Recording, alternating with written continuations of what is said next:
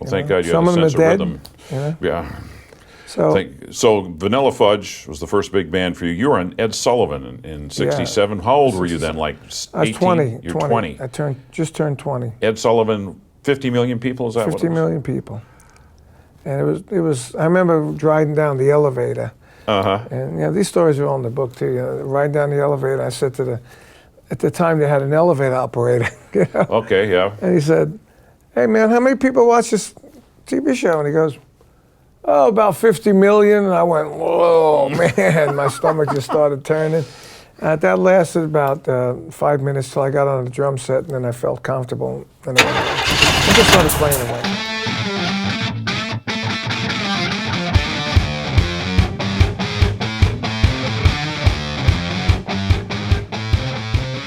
Hey, here we are in your Uncle Joe's garage, outfitted by California Car Cover.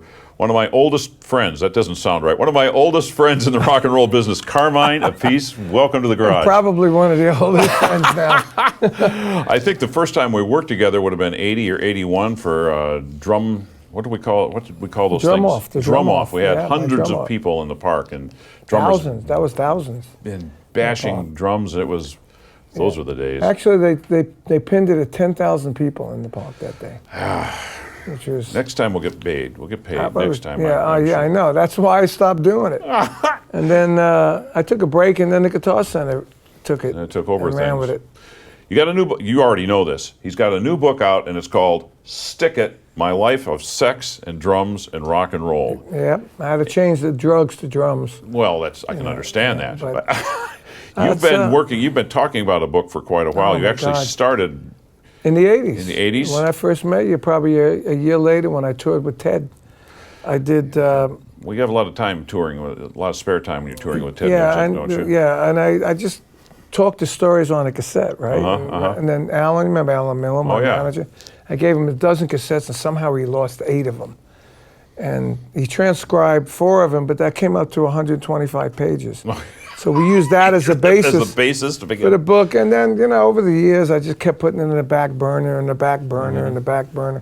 Finally, like in the 2000s, like 2006 or 7, I thought maybe it's time, and I started working on it. And then by the time I was ready to go look for a book deal, the country took a dump. Yeah, I'm familiar with the economy. Everybody was getting fired everywhere. So I told the agent, forget about it. And then I ended up getting a book deal on VH1 Books, and then they gave me the writer who wrote Nikki Sixx's book, The Heroin Diaries. Yeah. He's a great writer, and by the time we finished the book, the VH1 closed their department down. I said, oh my God, this is like never ending, So we found another company in the States and another one in Europe, and put it together, and it finally came out last Sunday. Well, it's a great-looking book. Let's just zip through a few of the points in it. Okay. You started in Brooklyn as a small child. Right. What 6 people in a 2-bedroom house? Is that what it was? 6 people in a 1-bedroom apartment. And your younger brother, Vinny Appice, is a well-known drummer as well. Worked with Dio and Black Sabbath, and and he just copped all the licks from you. Is that what happened? He did a lot. But he won't admit it. He won't admit it. Yeah. No, he does admit it. And, he was 8 years old when I went home one day.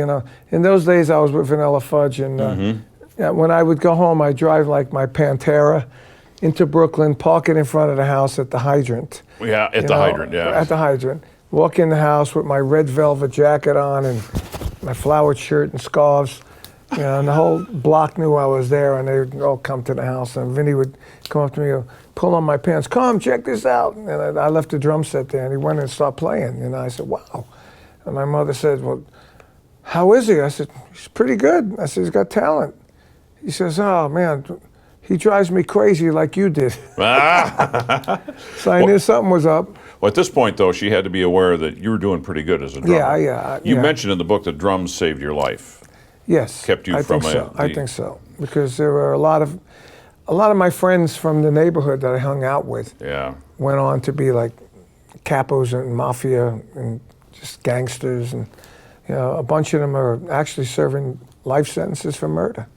Well, thank God you have a sense of rhythm. Yeah.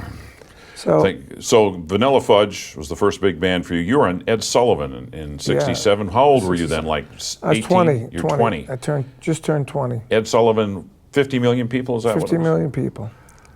And it was. I remember driving down the elevator. And these stories are all in the book too. Riding down the elevator, I said at the time they had an elevator operator. Okay, yeah. And he said, "Hey man, how many people watch this TV show?" And he goes, "Oh, about 50 million." And I went, "Whoa, man!" My stomach just started turning.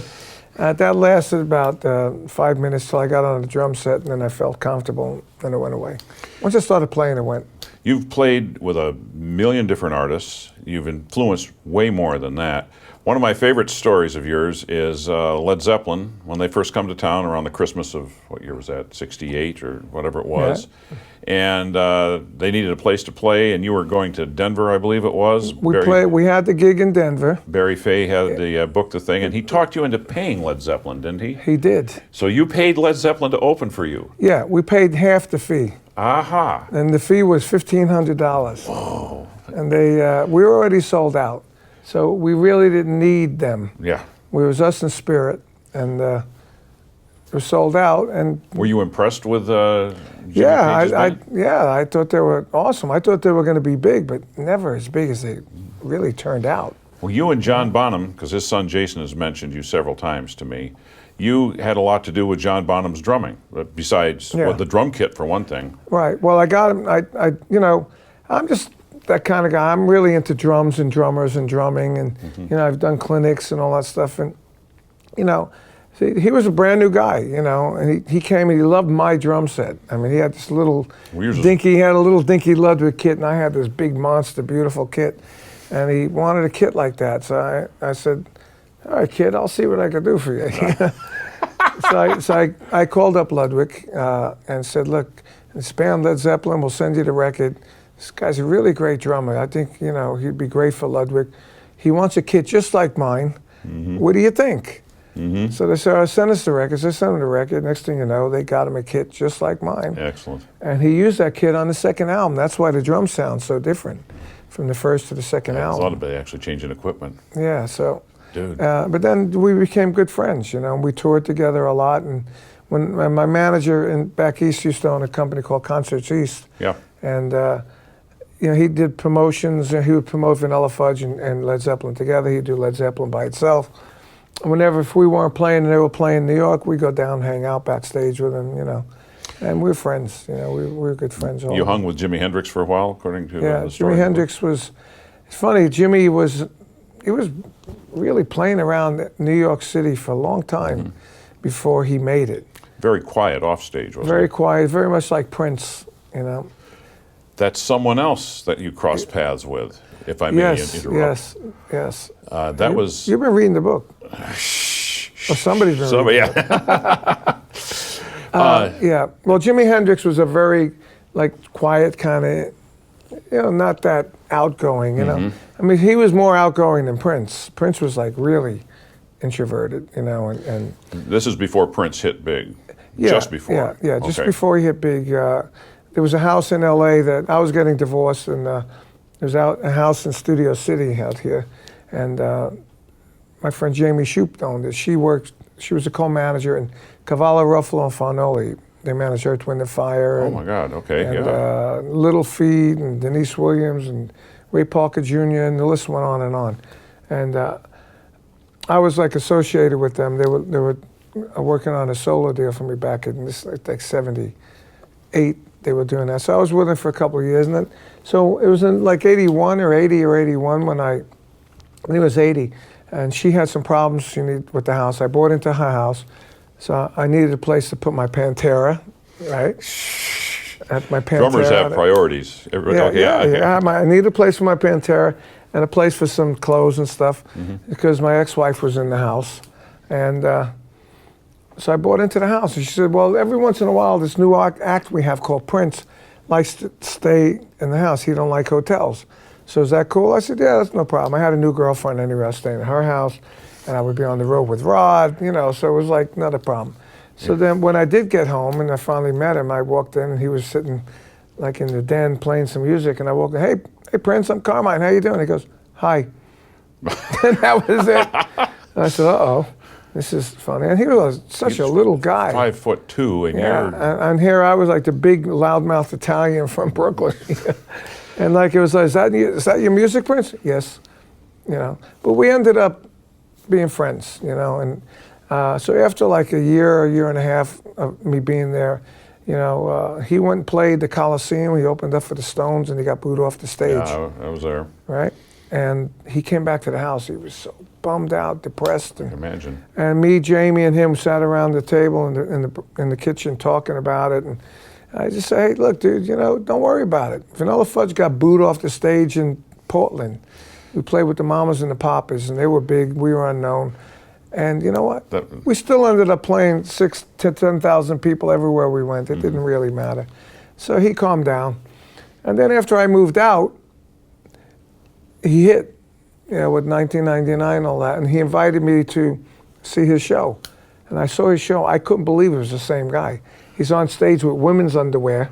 Yeah. Laying down on the mattress like he's having sex with the mattress. And I said, this is the same guy, you know. And then I was invited to the premiere of Purple Rain and all the parties and everything. And then over the years, drummers I knew played with him. And I said, hey, say hi to Prince. Yeah. And they come back, say, hey, Prince says hi back, you know. Love it. And he was a nice kid, you know. Carmine Appice. The book is called Stick It, My Life of Sex, Drums, and Rock and Roll. Yep. A lot of people don't realize you worked with Rod Stewart for 7, 8 years, something like that. Yeah.